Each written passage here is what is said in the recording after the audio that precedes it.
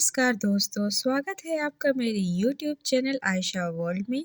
आज हम बात करने जा रहे हैं मुंह के छालों से संबंधित पार्ट 2 के विषय में।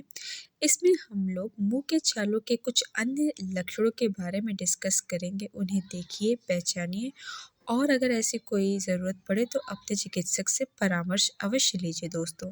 अन्य लक्षणों में है कि जो लोग पान, तंबाकू आदि मुख शुद्धि के द्रव्यों का अधिक मात्रा में सेवन करते हैं, यानी अल्कोहलिज्म भी करते हैं, उनमें यह रोग अवश्य होता ही होता है।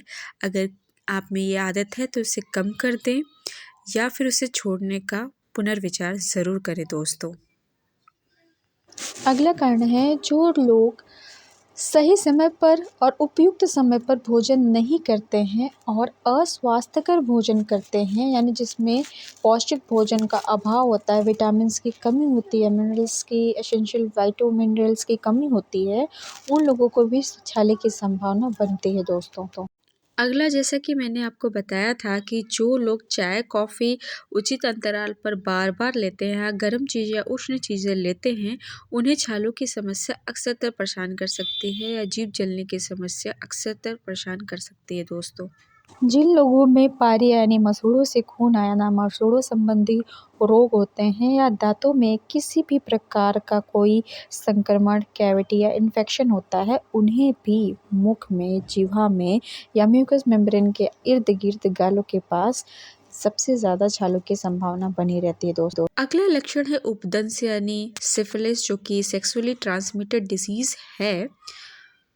इसकी वजह से लोगों को हाथ, पैर या गुप्तांगों में छालेनुमा संरचना हो सकती है और जिनको हाथों में, पैरों में या गुप्तांगों में या कहीं भी सिफिलिस वगैरह या फंगल इन्फेक्शन के लक्षण होंगे, उन्हें भी मुंह के छालों की समस्या या पेट साफ न होने की समस्या बार बार सता सकता है। जैसा कि मैंने आपको पहले वीडियो में बताया था कि जो व्यक्ति पान, तंबाकू, गुटखा का अत्यधिक सेवन करते हैं, उन्हें मुखपाक की समस्या अक्सरतर परेशान कर सकती है, क्योंकि कभी कभी क्या होता है, पान में चूना अधिक लगने की वजह से म्यूकोसा से रिएक्शन की वजह से म्यूकोसा छिल जाती है या उसमें अल्सरेशन या व्रण हो जाता है या घाव की समस्या हो जाती है। अगर आप में भी आदत है दोस्तों तो उसे ज़रूर कम करें। आधुनिक विज्ञान के अनुसार यदि आहार में विटामिन बी एवं विटामिन सी के तत्वों जैसे riboflavin, nicotinic acid, folic acid, cyanocobalamin आदि की कमी हो सकती है तो मुंह में छाले पड़ जाते हैं, अर्थात मुख पाक, जिसको आप इंग्लिश में स्टोमेटाइटिस का रोग बोलते हैं, वो हो सकता है। इस प्रकार से संग्रहणी जैसे रोग में भोजन के इन तत्वों का अवशोषण करने की क्षमता की कमी हो जाती है, यानी कोलाइटिस वाले इन्फेक्शन में। इसकी वजह से जिन लोगों को भी कोलाइटिस है या कॉन्स्टिपेशन है, उन्हें मुंह में छाले पड़ जाते हैं। बट आयुर्वेद के अनुसार यदि पेट में गर्मी बढ़ जाए, अपच इनडाइजेशन हो जाए अथवा उसमें पित्त एकत्रित हो जाए तो मुख पक जाता है। खाने एवं पीने में उष्ण द्रव्यों का अधिक काम में लेना, क्योंकि अति उष्ण पदार्थ मुख के अति कोमल श्लेष्मिक म्यूकस मेम्ब्रेन में प्रदाह यानी जलन का कारण बनते हैं। अगर हम आपको संक्षेप में बताएं तो आमाशय क्रिया की गड़बड़ी, किसी वस्तु को बहुत गरम गरम मुख में रखकर जल्दबाजी में जो लोग खा लेते हैं, पौष्टिक आहार की कमी, अधिक मात्रा में तंबाकू, पान, गुटखे, सुपारी, चूने का जो सेवन करते हैं, दांतों की सफाई जो लोग ठीक से नहीं करते हैं, मरकरी पारे का सेवन करते हैं, अधिक मात्रा में जो लोग चीनी खाते हैं और अस्वास्थ्यकर भोजन यानी अनहेल्दी डाइट, गंदी वायु युक्त वातावरण में जो रहते हैं, उनका जो रहन सहन है यानी हाइजीन मेंटेन नहीं करते जो लोग, और जो ब्लड से रिलेटेड इन्फेक्शंस है, उन सभी लोगों में मुख के छालों की समस्या उन्हें परेशान कर सकती है। और अगर आप में भी ये समस्या बार बार हो रही है तो कृपा करके अपने चिकित्सक से ज़रूर परामर्श लें दोस्तों। अगला और विद्यार्थियों के लिए जानने लायक सबसे उपयोगी लक्षण है वायरस के कारण या वायरल इन्फेक्शन के कारण जो छाले उत्पन्न होते हैं, जैसे हर्पीज वायरस है, फुट एंड माउथ डिसीज के वायरसेस हैं।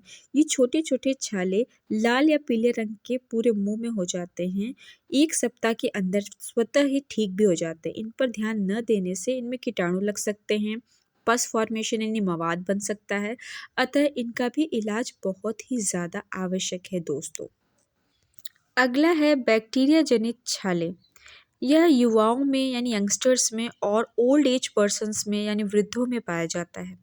छाले पर पपड़ी भी जम जाती है, एक लेयर सी जम जाती है, अगर उसे कुरेदे तो उस पे दर्द होता है, पपड़ी झड़ भी जाती है, छाला गहरा हो जाता है और मसूड़ों में या गालों में और ये तथा टॉन्सिल्स के एरिया में ये ज़्यादा बैक्टीरियल इन्फेक्शन की वजह से जो छाले होते हैं वो ज़्यादा इसी भागों में पाए जाते हैं। अगला है फूट एंड माउथ डिसीज़, यानी यह डिजीज़ अक्सरतर छोटे बच्चों में आप देख सकते हैं। छोटे बच्चों में वायरल डिजीज़ में ये चीज़ें होती हैं कि बच्चों के मुख में और हाथों में और पैरों में छाले हो जाते हैं, जिसके कारण बच्चे को अनकंफर्टेबल फील होता है। कभी कभी इन छालों की वजह से उसे बुखार भी हो जाता है और जलन और हाथों में खुजली, हाथों पैरों में बनी रहती है, मुंह में जलन होती है। टीबी यानी ट्यूबरकुलर इन्फेक्शन में भी मुंह में अल्सर या छोटे छाले हो जाते हैं। इसके साथ ही गले में गिल्टी जैसी संरचना भी निकल आती है। इन छालों में प्रायः दर्द नहीं होता, कभी कभी ये बड़े बड़े भी हो जाते हैं जो अक्सरतर लोगों को खाने पीने में दिक्कत उत्पन्न करते हैं। अगला है और लास्ट कारण ओरल थ्रस, जिसको आप इंग्लिश में ओरल कैंडिडियासिस या फंगल इन्फेक्शन भी बोलते हैं, जो माउथ में होता है और ख़ासतौर पर टंग यानी ग्लोसल रीजन में होता है। मुंह व ज़बान पर सफ़ेद सफ़ेद देखेंगे आप कि चकत्ते पड़ जाते हैं और रगड़ कर साफ़ करने पर अंदर लालिमा सी दिखाई देती है। ज़्यादातर जो बच्चे मिल्क फीडिंग बेबीज़ होते हैं, जो नवजात बच्चे होते हैं, उनमें ये चीज़ें ज़्यादा होती हैं और बड़ों में अगर देखें तो कैंसर के मरीज़ों में ये ज़्यादा लक्षण दिखाई देते हैं। लंबे समय तक एंटीबायोटिक लेने से भी प्रायः लोगों में ये प्रॉब्लम हो जाती है, जीभ पे एक सफ़ेद सा संरचना उत्पन्न हो जाती है, एक लेयर सी जम जाती है। एक प्रकार की फफूंदी यानी फंगल इन्फेक्शन की बीमारी है।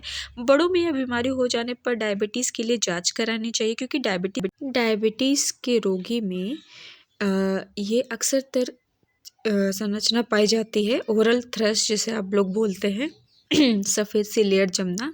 इसमें भी रोगी को दर्द नहीं होता है और छोटे बच्चों में जब हम ये छाले साफ़ करते हैं तो उन्हें बड़ी तकलीफ़ होती है, क्योंकि इसके अंदर जो है, मैंने बताया आपको कि ये लालिमा सी दिखाई देती है और बच्चों को काफ़ी परेशानी होती है खाने में और निकलने में भी कभी-कभार। अब बात करते हैं सामान्य लक्षणों के बारे में। इस रोग में रोगी के जीभ तथा गालों पर छाले या व्रण अथवा छोटे छोटे जख्म से उभर आते हैं।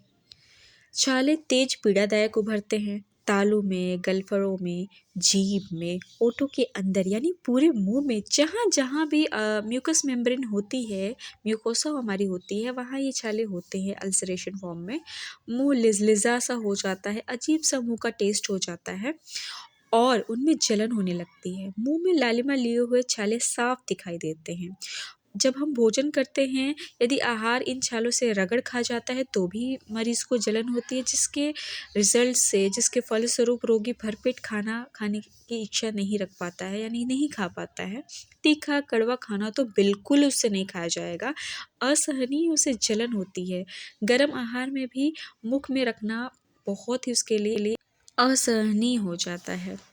गर्म आहार भी मुख में रखना असंभव होता है, दिन भर बेचैनी बनी रहती है, किसी काम में उसका मन नहीं लगता है रोगी का और सांसों से बदबू आती है, जीभ लाल हो जाती है, यानी हैलिटोसिस की प्रॉब्लम हो जाती है, जिसको आप डेंटिस्ट्री में कहते हैं। मसूड़े फूल जाते हैं यानी जिंजिवाइटिस या स्वॉलन गम्स और छीले से दिखते हैं, लार बहती रहती है यानी सलाइवा का बार बार ड्रोपिंग होता है और भोजन चबाने में उसे इनएबिलिटी यानी असमर्थता महसूस होती है। यदि रोग के पारे के प्रभाव से अगर हो रहा है ये, यानी मरकुरी से हो रहा है, तो रोगी की हड्डियां भी प्रभावित हो जाती हैं। इसके अलावा जो भी माउथ अल्सरेशन यानी स्टोमेटाइटिस के रोगी होते हैं, उनके छालों में इतनी ज़्यादा दर्द होता है उन्हें कि उन्हें बोलने में भी परेशानी होती है, क्योंकि बोलने पर रोगी को असहनीय कष्ट होने लगता है। कुछ आप पेशेंट में देखेंगे, कुछ रोगियों में देखेंगे कि उसके पैलेट रीजन यानी तालू के रीजन में भी सूजन आ जाती है। इस रोग में रोगी की जो डाइजेस्टिव सिस्टम है वो पूरी तरह से अब्रप्ट होती है, पूरी तरह से बिगड़ी मिलती है। रोगी को यह कब्ज, मलावरोध की शिकायत यानी कॉन्स्टिपेशन की शिकायत रहती है या फिर डायरियल डोज वोज होने लगते हैं, यानी दस्त होने लगते हैं। मल भी कठोर हो जाता है और रोगी बार बार थूकता रहता है छालों के कारण। इन लक्षणों के अतिरिक्त रोगी में आप देख सकते हैं वीकनेस, दुर्बलता, चक्कर आना यानी डिजीनेस, ज्वर यानी फीवर, पाचन शक्ति क्षीण हो जाना यानी पचाने की जो क्षमता होती है उसकी कम हो जाती है। रोग परिणाम तो संतोषजनक होता है, पर लापरवाही से रोगियों में कमजोरी और भोजन जो चबाने की क्षमता होती है उसमें कमी हो जाती है। अगर आप में भी इन सारे लक्षणों में से कोई भी लक्षण देखने को मिलता है दोस्तों, तो कृपा करके उस पे ध्यान दीजिए और लोगों तक ये जानकारी पहुँचाइए, ताकि वो अपने चिकित्सक से परामर्श लेके उसका निदान कर सके दोस्तों। इस वीडियो के अंत में मैं आपको एक जागरूकता का संदेश देना चाहती हूँ मुंह के कैंसर, ओरल कैंसर के विषय में। मुंह का कैंसर अनेक जगहों पर हो सकता है दोस्तों, जैसे कि आपके ओठों पर, जीभ पर, मसूड़ों पर, गालों पर, और किन किन जगहों पर देखना है यह जानना बहुत ज़रूरी है दोस्तों आपके लिए। ऐसे छाले जो आपको बार बार होते हैं और 3 हफ्तों में भी ठीक नहीं हो रहे हैं, तो आपको चिकित्सक के पास जाना चाहिए। मुंह में लाल और सफ़ेद धब्बे बने रहते हैं लगातार, मुंह, सिर या गले के पास गांठ या सूजन हमेशा लिम्फ नोड्स में देखने को मिलती है। अगर संदेह हो तो अवश्य अपने चिकित्सक से परामर्श लें, उचित जांच कराएं और कैंसर का अगर लक्षण दिखे तो प्लीज़ इसका ज़रूर निदान कराइए। प्रारंभिक जांच हमारे लिए बहुत ही महत्वपूर्ण है। आपके आस-पास जो लोग जो बस्ती वाले लोग हैं या जो भी लोग ज़्यादातर अल्कोहलिज़्म, तंबाकू का सेवन कर रहे हैं, उनमें अगर ये लक्षण हैं तो प्रारंभिक जांच ज़रूर करवाइए। अपने चिकित्सक से परामर्श लीजिए और इनमें से कोई भी लक्षण हो तो तुरंत जाके अपनी सारी जाँचें कराइए और अपनों का ध्यान रखिए। ओरल कैंसर के प्रति जागरूक करिए दोस्तों। धन्यवाद। इसी के साथ दोस्तों इस टॉपिक को हम विराम देते हैं। दोस्तों उम्मीद करती हूँ हमारे द्वारा दी गई ये जानकारी आपको पसंद आ रही होगी। अगर किसी भी प्रकार से आपको हमारी ये जानकारी या वीडियो पसंद आ रही हो और लोगों को के बीच में जागरूकता आ रही हो, तो दोस्तों इस जानकारी को ज़्यादा से ज़्यादा आप शेयर करें और अन्य लोगों की भी हेल्प करें। हमारे चैनल को लाइक, सब्सक्राइब और शेयर ज़रूर करें। और जो लोग इस वीडियो को देख रहे हैं, जो नए व्यूवर्स हैं, उन सभी दर्शकों का दिल से धन्यवाद। आपका जीवन मंगलमय हो। हमारे नेक्स्ट टॉपिक मुंह के छालों के पार्ट 3 में हम इसकी गहन चिकित्सा के बारे में आप परिचर्चा करेंगे। आप हमारे चैनल पे बने रहिए और न्यू अपडेट्स के लिए हमारे चैनल के बेल आइकन को दबाना ना भूलें और इसे लाइक, सब्सक्राइब, शेयर करना ना भूलें। अगर अच्छी लगी हो जानकारी तो कमेंट ज़रूर करें, अपना फीडबैक ज़रूर दें दोस्तों। आप लोगों का दिल से धन्यवाद देते हो। आपका दिन शुभ हो।